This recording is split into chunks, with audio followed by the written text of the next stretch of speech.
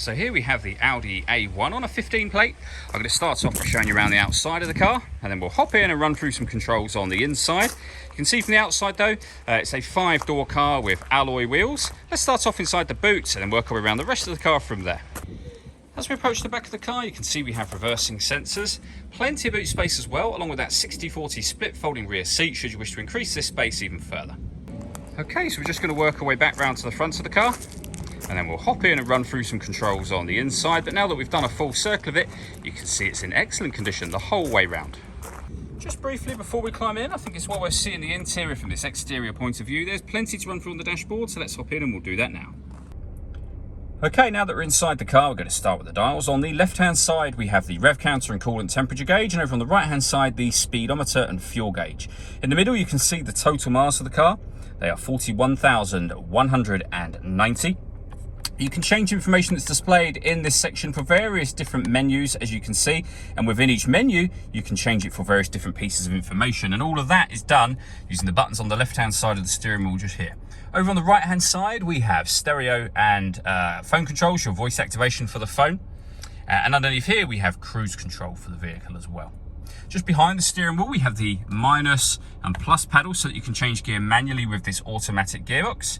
And then in the center, the main screen for the car. So up on here, you can access various things, including satellite navigation, which is a nice clear color display. Very, very easy system to use ultimately.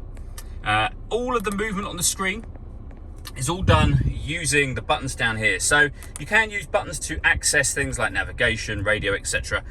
Or you can use this dial and the 4 buttons that surround it. So the dial will rotate, it will push down. The buttons that surround it relate to each corner of the screen. So for example, if we're on the main menu at the moment, if we want the radio, we can either press the radio button or we can go to the dial, rotate it, push the dial down to enter the radio menu. You can see the 4 corners of the screen just here. So wave band up in the top right hand corner, press the button for that. You'll see we've got DAB, FM and medium wave radio. If we go back to the main menu, you can go to media to listen to your own music, and then up in the top right hand corner again, you'll be able to select the different ways in which you can listen to your own music, and they include Bluetooth audio. So once you pair your phone, you'll be able to stream your music wirelessly, as well as making and receiving phone calls. And of course, pairing your phone is done under the telephone heading just there.